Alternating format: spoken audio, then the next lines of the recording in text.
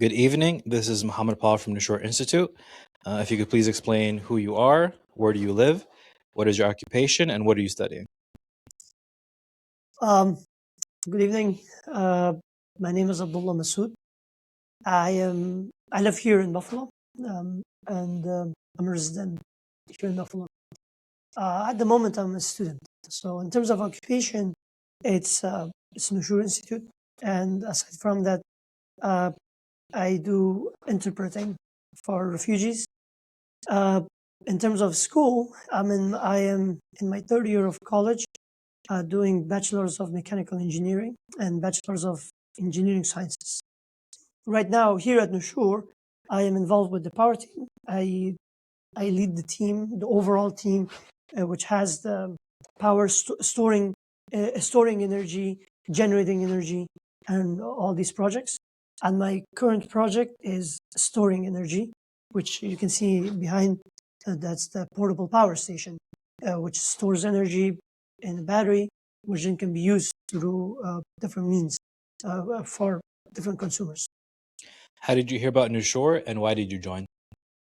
I I heard about Nushoor through my sister. My sister, Fresh Masoud, she used to be very involved here at Nushoor, and from like the first time, like since Nushoor started, and she always told me about Nushoor. She said that hey, Nushoor Institute, like they're starting up. It's a startup, and they're looking for engineers or engineering students, and they're mainly based on STEM and tech.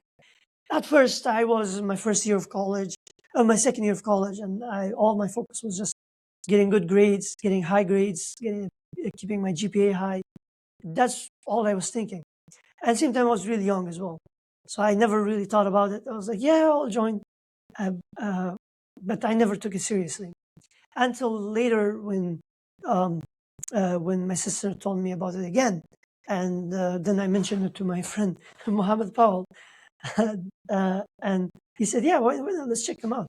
Let's have an interview." And then we had an interview with Dr. Tara first, and it was an eye opener. And this was how we were envisioning ourselves with our skill set and with our talents in the area of STEM, how we can contribute to the society, how we can contribute to people in need and in need of basic needs and basic necessities. And so after that meeting with Dr. Tariq, I saw a connection. I saw a connection in ideas. I saw a connection in purpose, and I was really excited to start up. So that's how I heard about Nushoor. Can you give us a brief overview of your project and how it works and what problems it solves? Yeah. So as I said that speaking with Tariq, I realized that okay, this is one of the best ways we can give back to the community, give back um, to those in need for their basic necessities. In my case, for example, being an engineering student, uh, it meant things in the areas of either electricity, mechanical, or or STEM overall, and so or engineering overall. And so I came up with this project. I had this project in mind for a while, but of course, being a student, you can't do things alone. You need to have a team, especially with bigger projects. You need to have team, and you need to have consistency. And for me alone, while I wanted to do something similar, I never had consistency because of school work and all the other stuff. So I started with this. I mentioned it to Tara and said that I can build this a system where we could store energy, and we can build it so that the parts are used from cars, from vehicles available. Let's say, for example, in places that are in turmoil or hardship, vehicles, the cars are available where people don't use them anymore, but they're broken in junkyard. So I said that this is a project that's been done by many people in the course of history, but we can do it so that all the parts are used from cars, even the wires, the ports, the fuse box, the battery, everything, and based on what's available, of course. And so that's why I started with this project, the portable power station, which is essentially just storing energy taken from solar, windmill, or mechanical. What's with this project, what's the most challenging problem you faced and overcame? In this project, there were three main challenges. One was that initially, because I was really excited about the project and doing it, I just did all the parts at once, and I didn't win. I didn't tackle the issues how an engineer or a scientist would tackle an issue. Rather, I just went completely into it and just tried to solve all the problems that was facing and debugging the system. But it wasn't correct. I came to realize that, of course, due to my school projects and how we were doing it in class with the help of our professors, I didn't realize that no, I need to think like an engineer. I need to. Yes, I'm excited, but I need to think like an engineer. I need to think like a scientist.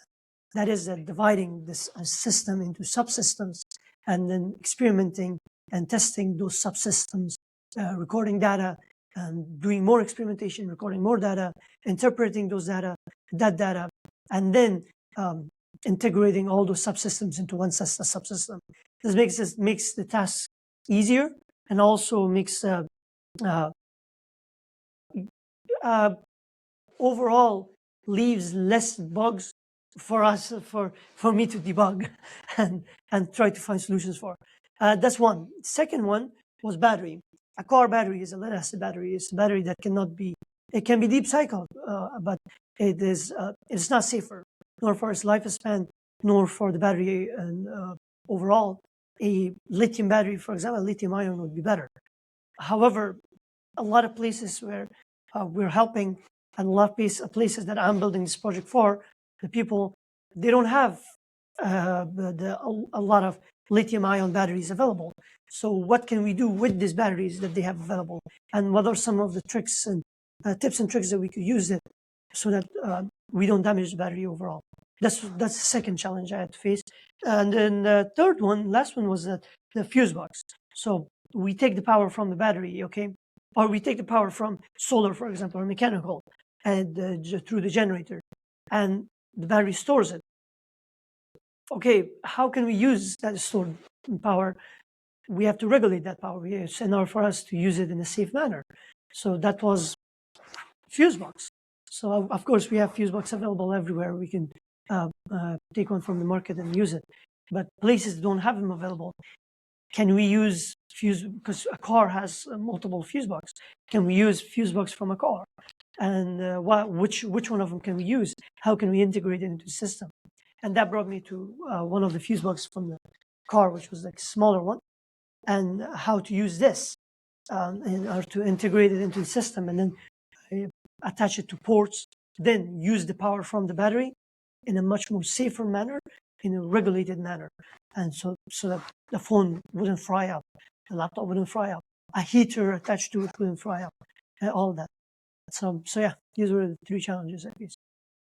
Your project, the portable power station, how do you foresee it evolving over the next few weeks and months? And is it compatible with other projects that are being built at Nushoor?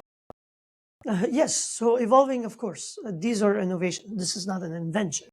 These are innovations done to projects that has come before. So, yeah, of course, it can. We can improve and it can evolve.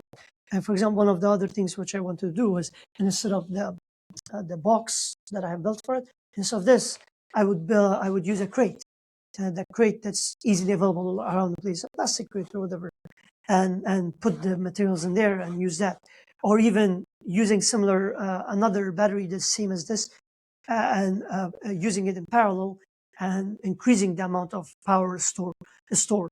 So that's another evolution. At first, it was attaching an inverter into it so that we could also use alternating current, which we have in here, as you can see.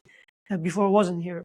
So these are some of the ways we can evolve it, and it's all done based on what the people we speak with and get feedback from, what they have available, what they have at hand, what they have found, for example, and what they have acquired through different means.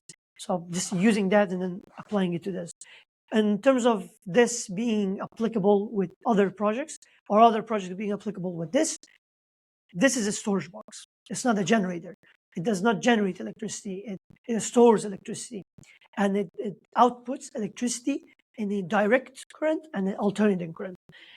So, for example, the mechanical project which we have done, which we have under Nushoor Institute, that and under the power team, is a mechanical bike attached to an alternator from a car, which then is used to generate electricity, which then can charge the portable power station, or it can also provide electricity to other materials.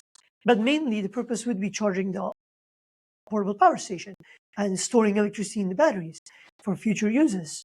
Or, for example, the solar panels, same thing. The solar panel is taking power from the sun, and through the power charger, the power is charged, and the power is regulated, and it charges the battery. That's another project which is under Nushoor, under the power to Nushoor. And the third being third being windmills. Windmills again. The project, the power project under Nushoor, the windmill. It's also similar. It's a generator on its own, but in the same time, it can also be a source of charging the portable power station and storing electricity. So all these projects are connected, and this was the idea as to why I started this way, and basically aligned all these projects together. Reason being is that so all these projects, not only by themselves, they could provide electricity in the time of need, but at the same time, together they could store electricity into the portable power station. So yeah. Have you learned anything from any other teams?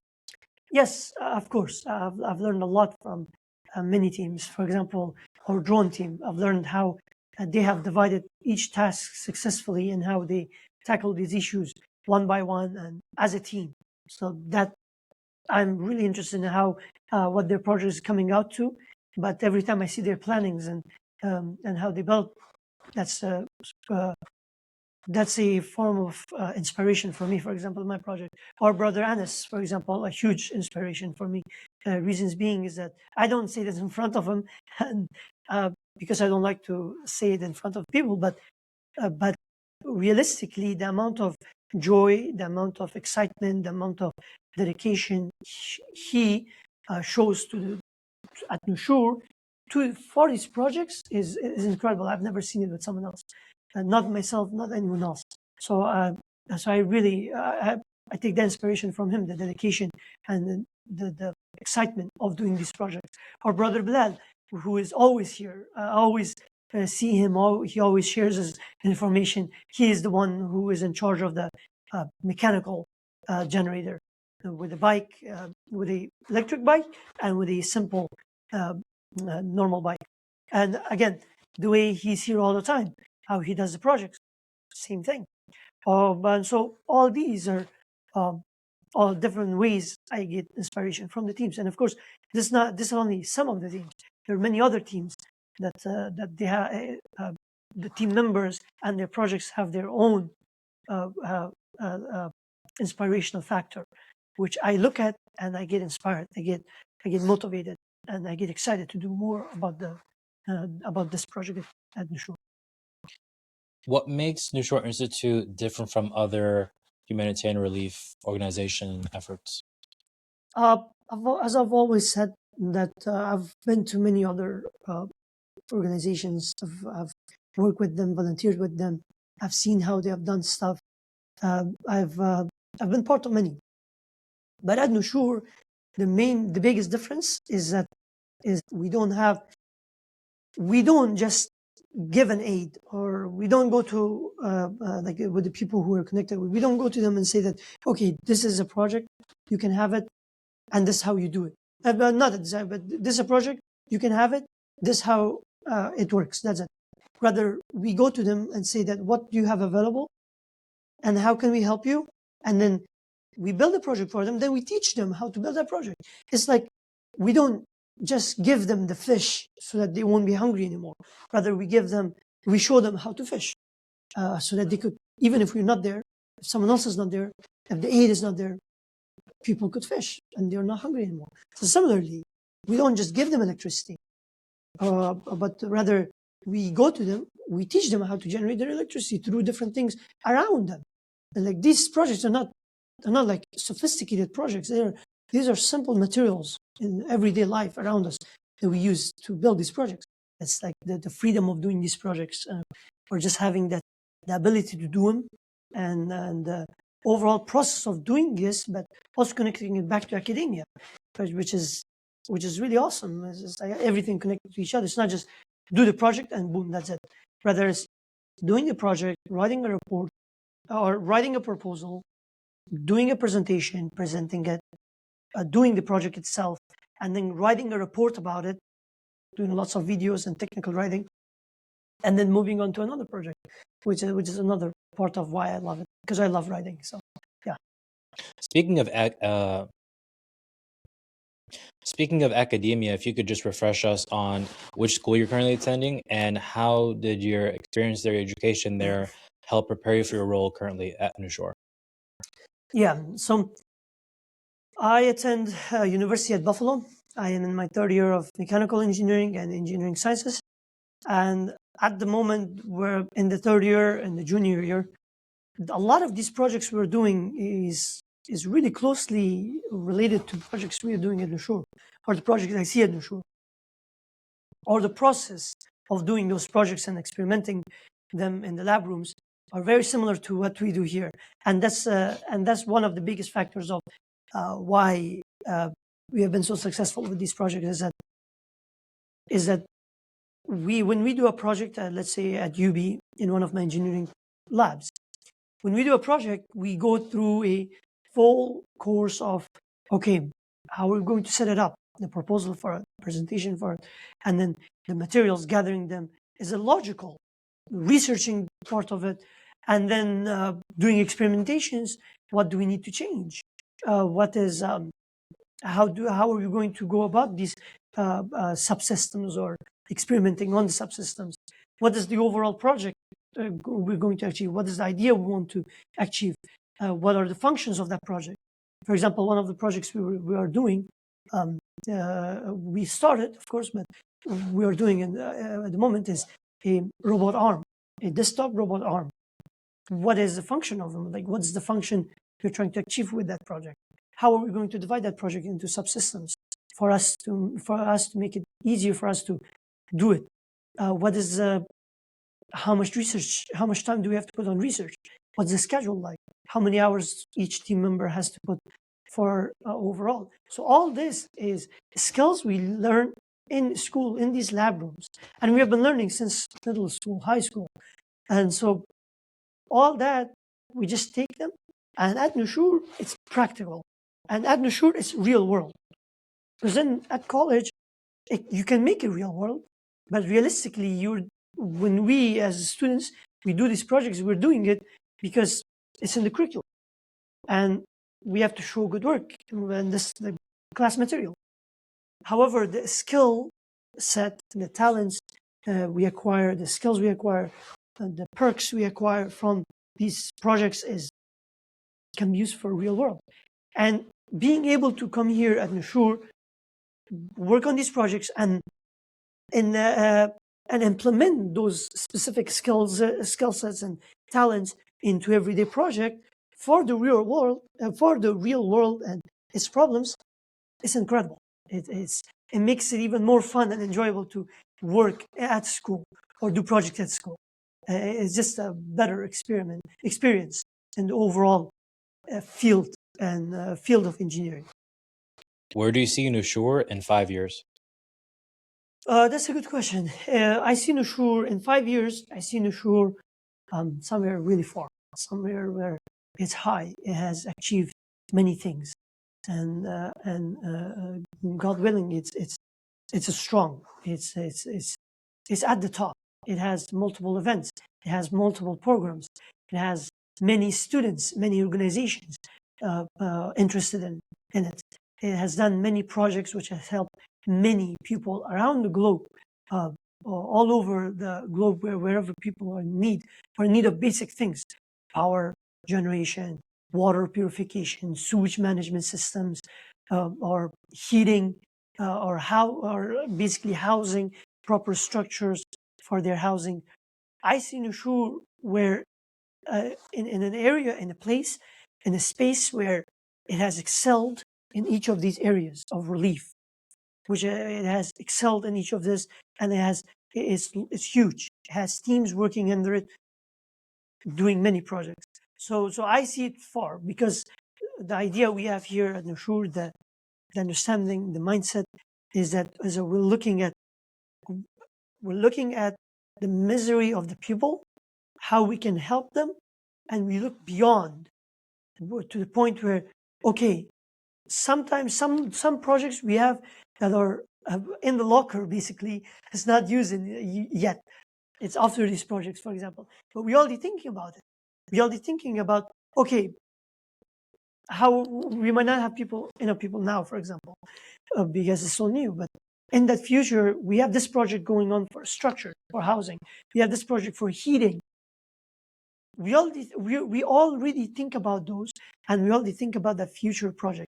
And so that mindset shows a lot that an organization and the people within it will grow, can grow, and the organization will go really far, because all they thinking about more problems to solve. So yeah, I see Nushoor in 5 years that high, in that position, in that space where it has excelled in these areas, and I see Nushoor at a place where it's innovating more and more and more solutions for more and more and more problems. What are your long-term goals with survival technologies and community empowerment? Uh, I'll start with short-term goals first. The short-term goals is getting more comfortable within this community, is within this field, because at first, as a student, of course, as I said, I knew about Nushoor since the second year of my college. And I just started second year, and I already knew about Nushoor, but I never joined it because I was not in that mindset. I was in the mindset of, as a simple student, go to college, get good grades, get into an internship, and then go work in a huge tech company and make tons of money.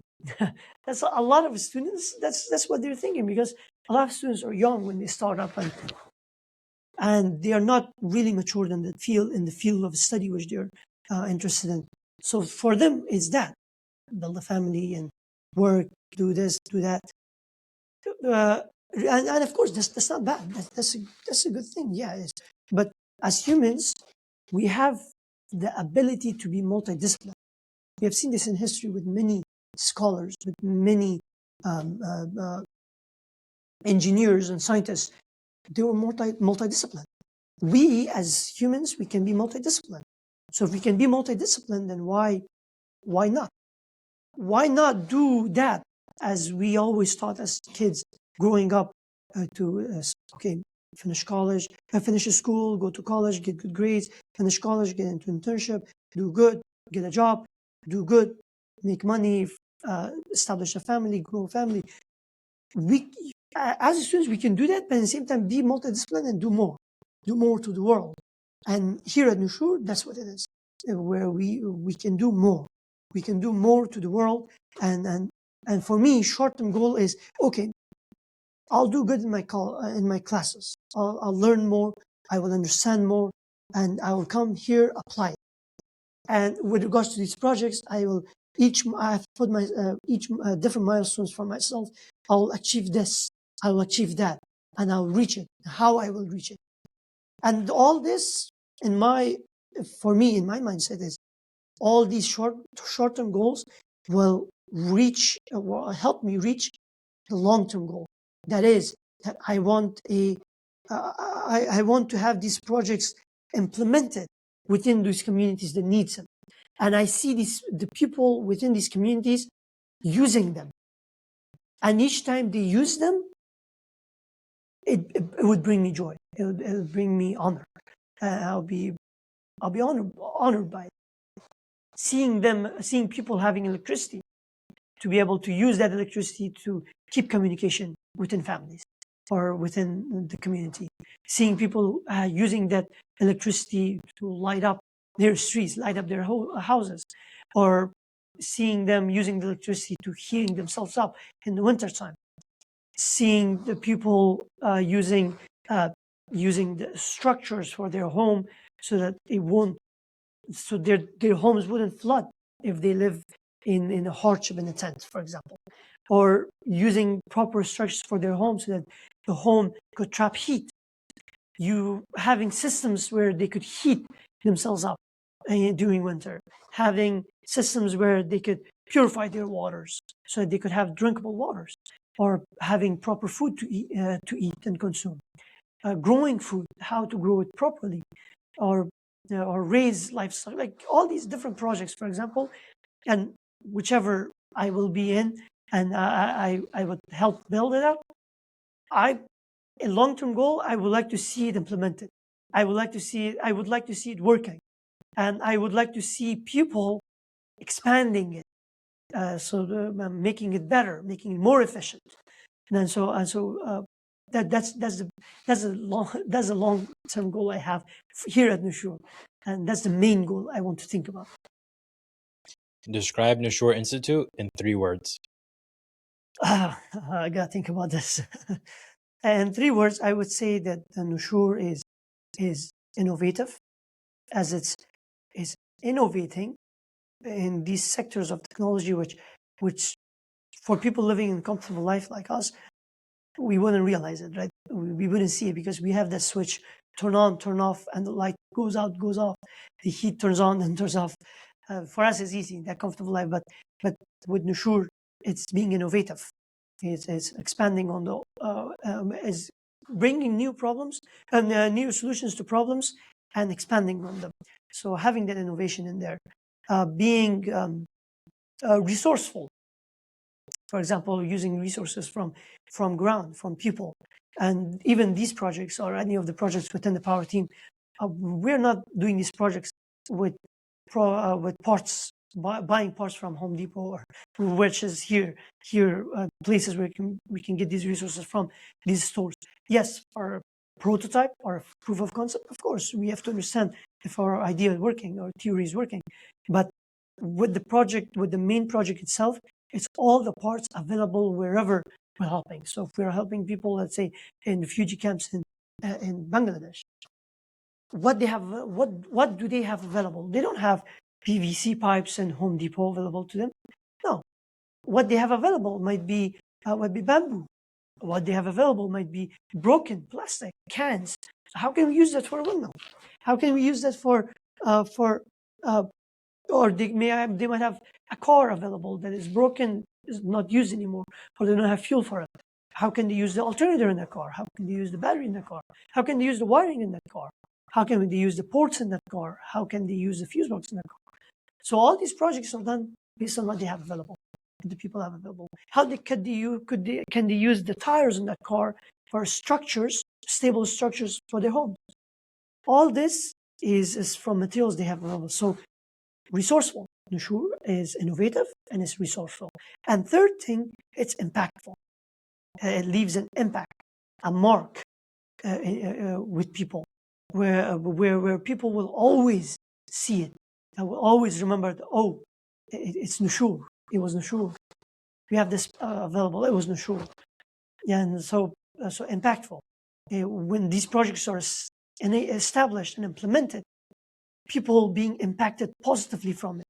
People who didn't have the luxury or the comfortability or the comfort of electricity, turn on, turn off with a switch. Heater, turn off, turn on with a switch. AC, turn on, turn off with a switch. People who don't have that access, by getting access to these technology, this survival technology, they can feel that comfort, and that's an impact. And so Nushoor is innovative, it's resourceful, and it's impactful. So to me, and of course, there's many other words that can describe Nushoor, but these 3 stick out to me. What is your message to the world? My message to the world is being kind, is being innovative, is being multidisciplined, is not being stuck to a box, is looking beyond the box, is getting out to the real world, is getting out of the bubble, because we all live in a bubble.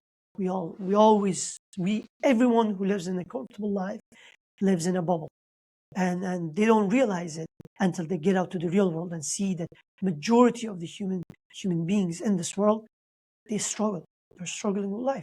They're struggling with food. And yet, here where we are so comfortable, we're wasting food. We eat more. We waste food, or we waste electricity.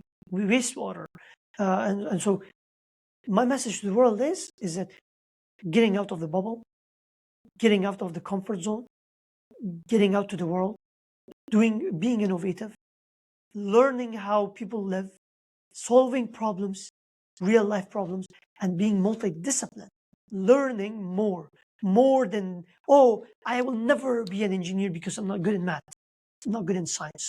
Engineering is not just about math and science. Yes, math and science is a big part of it. It's not just about math and science. It's about the mindset. Or, oh, I will never be a doctor. Okay, you may not be a doctor. You can learn some emergency protocol. You may not be an engineer, but you can learn how to do certain survival projects or survival technology, tech. These are things you can learn. You will not become an expert. The idea of being multidisciplined and doing innovation is not becoming an expert in all of those disciplines. Rather, it's knowing how to do them and having that ability and critical thinking, ability to come up with solutions to problems that you thought you would never be able to, and that's out of your field. So yeah, so innovative, being kind, being innovative, getting out of the bubble, exploring the world, and solving problems, and being multidisciplinary. Absolutely. Thank you, Mr. Masoud. And folks, please stay tuned in for the next interview. Thank you so much. Good evening.